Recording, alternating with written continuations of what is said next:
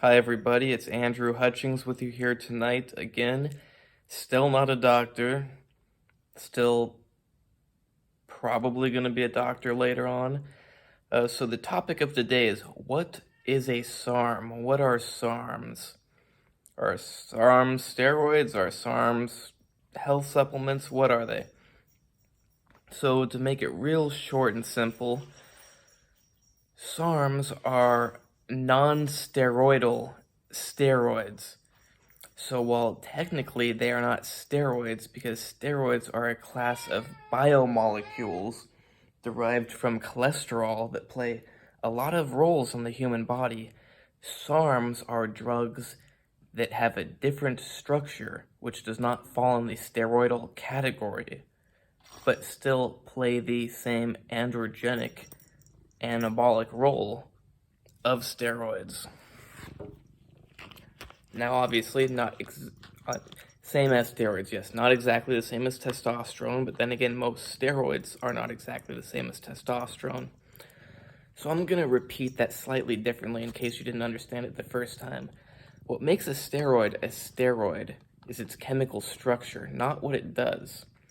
So its activity at the androgen receptors and its anabolic activities are not what makes it a steroid.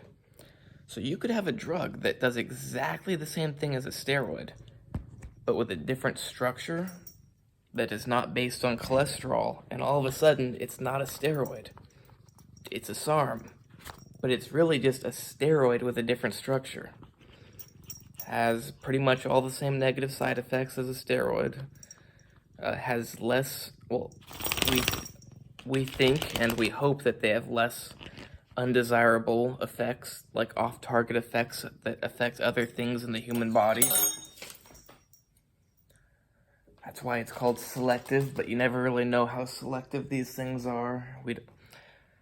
They're not tested for every single enzyme, every single biological process in the human body. They're tested against a lot, but you can't really test things against everything. So they do the same thing as steroids, just they're not based on the cholesterol molecule. And they don't aromatize, at least if it's a real SARM. I've seen some SARMs that are based on cholesterol molecules, like testosterone is, and those SARMs can aromatize, well, some of them can aromatize. I haven't really looked into them very in-depthly because I'm not interested in SARMs, but yes, technically those ones aren't SARMs. So SARMs are simply steroids that have a different structure. You can still build, and they tend to be weaker. Tend to be. Some SARMs are stronger than some steroids. It's not a rule that they have to be weaker, they just tend to be. So the benefits of SARMs versus steroids is, well, they tend to shut down the hypothalamic pituitary axis less. Tend to. They don't tend to convert to estrogen because if it's actually a SARM, it doesn't have a structure anything like estrogens. But once again, I've seen some molecules marketed as SARMs that are really just steroids that have very funky structures. So some of those could metabolize into estrogen.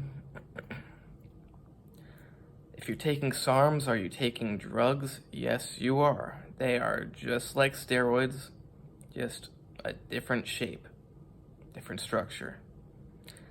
It's how most drugs are. When we find something in the human body, we don't always try to mimic exactly the same structure. Sometimes we try to make a different structure that mimics it in a certain kind of way. So like, say the original structure is a big box. You don't necessarily need to make something that's like a big box, but with like a little bump over here or something making it a little different. You could make something that's like an X, so that it has all those corners of the boxes. Because maybe that box, it's only those corners that are important when it binds to its target. So you can cut out all that junk that you don't need. And that's what they're doing with SARMs. They take the important parts of the steroid structure and they make a different molecule that meets all of those requirements. So it does what the steroid does, but it's not the same structure, so it won't go off and do the other processes, get metabolized into the other things that the steroids can due to their structure. Do you need a post-cycle therapy with SARMs? You may, because they still do what steroids do, just typically weaker. So if you've listened to my post-cycle therapy video, if you're doing anything more than a short and weak cycle, you probably need a post-cycle therapy. And once again, why not do it? What do you have to lose? And then look at what you have to gain. I mean, you have a lot to lose, and you have a lot to gain. But you don't have much to lose if you don't need to take it, and you take it anyways. Maybe your test goes extra high. Well, who wouldn't want that? So yeah, to wrap things up, SARMs are basically steroids. They just have a little bit different structure. They're still drugs. They still count. If you think because you're doing SARMs you're all natural, you're not. If you think SARMs are safer than steroids, they're not. A lot of them are more dangerous, or probably more dangerous. Maybe we can't say yet because there's not enough information on them. And, so yeah. Probably better idea to go with steroids. They've been around 60 years. I trust something that's been around that long over some random chemical that's just been tested on rats in the last 5 years. Hey, maybe it's been tested on 5 humans, but steroids have been tested on like